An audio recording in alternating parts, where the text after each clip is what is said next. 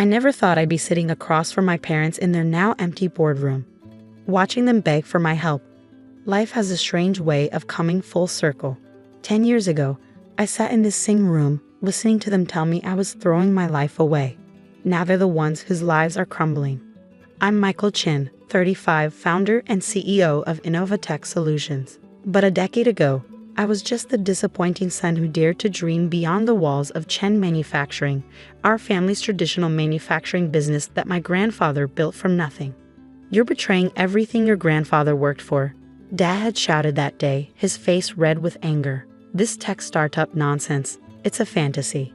You'll come crawling back when you fail." Mom's words had cut even deeper. "We didn't put you through business school for you to abandon your responsibilities. You're being selfish and ungrateful." I remember the weight of the resignation letter in my hand, the trembling in my fingers as I placed it on the polished mahogany table. "I have to try," I'd said quietly. "I see where manufacturing is heading. If we don't adapt to new technologies, we'll be left behind. Let me prove it to you." "Prove what?" Dad had scoffed. "That you can waste your inheritance chasing pipe dreams. You want to throw away real manufacturing for some computer games." "They're not games," I tried to explain for the 100th time. "Industrial automation software could revolutionize how factories operate. We could implement it here first, then." Enough. Dad's fist had slammed against the table. "If you walk out that door, don't expect any support from us. Not a penny of company resources or your trust fund." I'd stood then, my decision made. "I don't want your money, I want your understanding." Understanding? Mom's laugh had been bitter. "You're worth nothing without this company. Remember that when you fail." I walked out that day with nothing but my savings, my engineering degree, and an idea that wouldn't let me sleep at night. The first year was brutal. I worked out of my cramped studio apartment, surviving on instant noodles and coffee. Every rejection from potential investors felt like it proved my parents right. But I had one advantage they'd never understood. I knew both worlds. I'd grown up on factory floors, understanding the real challenges manufacturers faced. Combined with my software expertise, I could create solutions that actually worked in practice, not just in theory. The breakthrough came when a small local manufacturer took a chance on my prototype. The results were immediate: 30% increase in efficiency, 45% reduction in errors, and significant cost savings. Word spread quickly in the industry. Within 3 years, Innovatech had grown from a one-man operation to a team of 50. By year 5, we had offices in 3 countries and a client list that included some of the biggest names in manufacturing. The industry awards and magazine covers followed, but I never forgot those early days of struggle. I tried to reach out to my parents several times during those years, sent them company updates, press clippings, even holiday cards. The responses were always the same: short, cold acknowledgments if they responded at all. I learned to live with the distance, building a new family among my team and friends. Then came the anonymous email last month. Someone inside Chen Manufacturing warning me that the company was in serious trouble. Massive debt, failing equipment, lost contracts. At first, I thought it might be a competitor trying to manipulate me.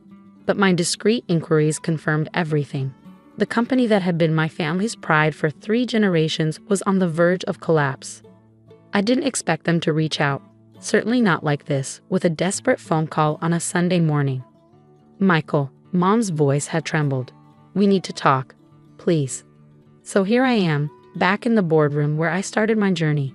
The room looks smaller now, worn. The once pristine walls show water damage.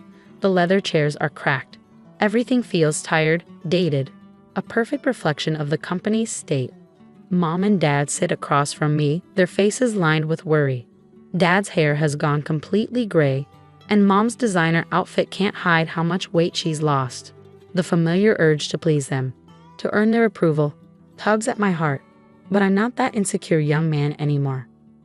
"We should have listened," Dad says, staring at his clasped hands. "We were wrong about everything." "The company's dying," Mom adds, her voice breaking. "We need your help, Michael. Not just your money, your expertise. You were right about technology being the future." I opened my laptop, pulling up the documents I'd gathered over the past month. "Before we discuss any potential investment, I need to understand exactly what happened. Walk me through the last 10 years. They exchanged nervous glances. Perhaps we could focus on solutions rather than the past, Dad suggests carefully. No, I say firmly, understanding the past is crucial for any solution. Let's start with the Peterson contract. You lost it 3 years ago, correct? Mom pales slightly. How did you know about that? I make it my business to know things, Mom. Just like I know about the rejected modernization proposals from your senior engineers. The ones you dismiss without review. We had our reasons, Dad starts defensively. I'm sure you did. I interrupt, pulling out more documents. Just like you had reasons for covering up the safety violations, for faking maintenance records, for borrowing money from pension funds. Their faces turn ashen as I lay out paper after paper, building a trail of deliberate mismanagement and corruption. Michael, Mom whispers, you don't understand. Actually, I understand perfectly, I say, my voice steady despite the anger burning in my chest. You didn't just ignore the future, you actively sabotaged it. Every attempt at modernization, every young manager who tried to implement changes, you shut them all down. Because admitting they were right meant admitting you were wrong about me. Dad slumps in his chair, suddenly looking every one of his 70 years. We were trying to protect your grandfather's legacy. No, I shake my head. You were protecting your pride, and now 300 families might lose their jobs because of it. The silence that follows is heavy with 2 generations of mistakes. I close my laptop, gathering my documents. I'll need time to review everything properly. Have your financial team send over the complete records. The real ones, not the versions you show the board. You'll help us then? Mom asks, hopefully. I stand, straightening my jacket. I haven't decided yet. But unlike you, I'll make my decision based on facts, not pride. I'll be in touch. As I walk out of the boardroom, my phone buzzes with a text from Claire, my head of research. Found something interesting in the old contracts. You need to see this. I text back quickly, on my way. Get the team together. The truth about Chen Manufacturing's downfall is still unfolding. But one thing's already clear. My parents' betrayal runs deeper than anyone suspects. And soon they'll learn exactly how much their actions cost them. The Innovatech conference room fell silent as Claire finished her presentation. 20 pairs of eyes turned to me, waiting for my reaction. On the screen behind her, the evidence of my parents' betrayal was laid out in devastating detail. You're absolutely certain about this? I asked, though I already knew the answer. Claire's reputation for thorough research was one reason I'd hired her as my head of investigations. Completely, she nodded, clicking to the next slide. We've triple-checked everything. The pattern goes back almost 8 years. Every time Chen Manufacturing faced a major decision about modernization, they deliberately chose the worst option. But here's the interesting part. They didn't just reject new technology. They actively invested in obsolete systems. Show me the money trail again, I requested, leaning forward. The next slide revealed a complex web of transactions. At its center was a company called Traditional Manufacturing Solutions, or TNS. My father's college roommate, Richard Parker, was listed as its CEO. TNS supplied Chen Manufacturing with outdated equipment at inflated prices, Claire explained. The equipment was often refurbished or sometimes completely defunct. Your parents paid premium prices for essentially worthless machinery. Mark, my CFO, spoke up from the end of the table. The numbers don't make sense unless they were getting kickbacks, I finished, the taste of bile rising in my throat. They were deliberately running the company into the ground while padding their own accounts. The realization hit me like a physical blow. All those years, their resistance to change hadn't just been about pride or tradition. They'd been profiting from the company's decline, probably planning to sell off the assets before everything collapsed. There's more, Claire said quietly, pulling up another document. We found this in the employee records. Every time a worker raised concerns about the equipment or suggested modernization, they were either fired or transferred to dead-end positions. The human cost. I raised my hand, needing a moment to process. 300 families depended on Chen Manufacturing.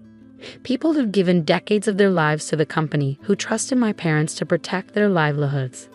And all this time, what about the pension fund? I asked, dreading the answer.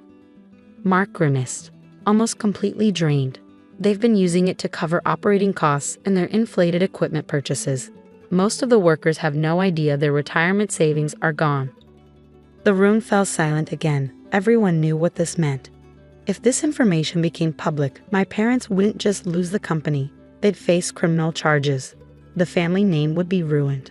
Part of me wanted to protect them, despite everything. They were still my parents. But I thought about Mr. Zhang, our old foreman, who'd given me my first tour of the factory floor when I was 10. About Mrs. Liu in accounting, who'd snuck me candies when I did my homework in her office after school. About all the families who trusted us with their futures. Get me everything, I said finally. Every document, every transaction, every piece of evidence. And call Andrew. Andrew Chen, my grandfather's oldest friend and the company's former legal counsel, arrived at my office 2 hours later. His eyes were grave as he reviewed the evidence. Your grandfather would be heartbroken, he said finally, setting down the last document. Not about the company failing. Businesses can always be rebuilt. But this level of betrayal. I need your advice, I said. Not just legally, but ethically. These people trusted us. Andrew was quiet for a long moment. Your grandfather had a saying. A Chen always pays their debts. He didn't just mean money. He meant responsibility, honor, doing right by people who depend on you. I nodded, remembering how many times I'd heard those words growing up. What would you do?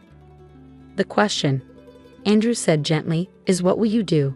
You're not just Michael Chen anymore. You're the CEO of a successful company, but more importantly, you're the grandson of a man who built his legacy on trust and integrity. The next morning, I called an emergency meeting with my parents and the Chen Manufacturing Board of Directors. The boardroom was packed. Every member had come, sensing the gravity of the situation. Before we begin, I said, standing at the head of the table where my father used to sit, I want to make something clear. What happens in this room will affect hundreds of families. Whatever personal feelings we have must come second to our responsibility to them. I nodded to Claire, who began distributing folders to everyone present. Inside these folders, you'll find detailed evidence of systematic fraud, embezzlement, and criminal mismanagement spanning the last 8 years. The room erupted in shocked murmurs as people opened their folders. My mother's face went white. My father started to stand, but I held up my hand. Don't, I said quietly. Just listen. For the next hour, I laid out everything we'd discovered. The kickback scheme with Tiana's, the drained pension funds, the deliberate sabotage of modernization efforts. With each revelation, my parents seemed to shrink in their chairs. You have a choice, I said when I finished. Option 1.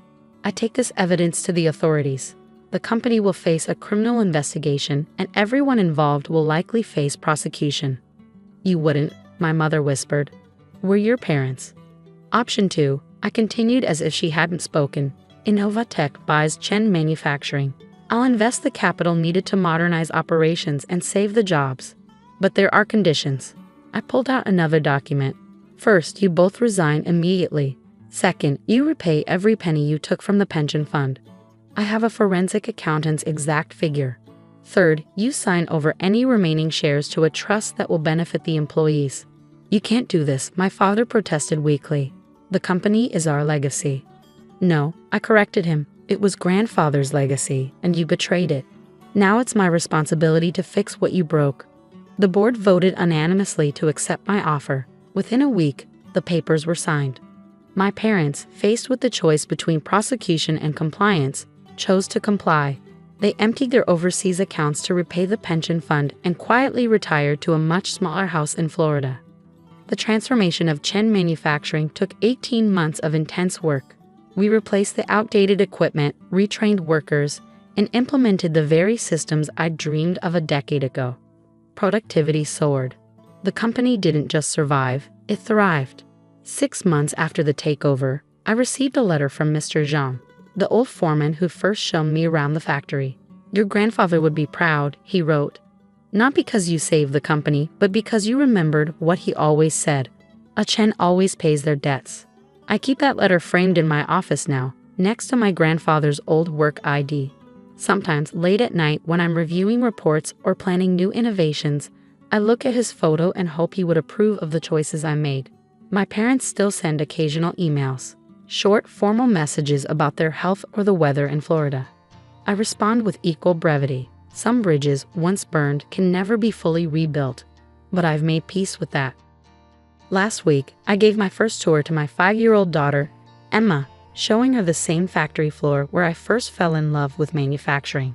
She asked endless questions about how everything worked, her eyes bright with curiosity. "Can I help make things better someday?" she asked, watching the robots I designed move with precise grace through their tasks. "Of course you can, sweetheart," I told her, thinking of all the lessons learned, all the hard choices that brought us here. "Just remember what your great-grandfather always said. A chin always pays their debts."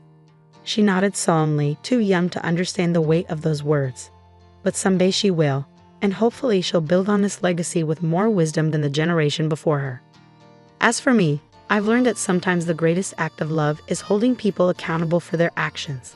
It's not about revenge or even justice, it's about responsibility, about protecting the trust that others place in you. My parents called me worthless once. But worth isn't measured in dollars or company shares. It's measured in the promises you keep, the trust you maintain, and the legacy you leave for the next generation.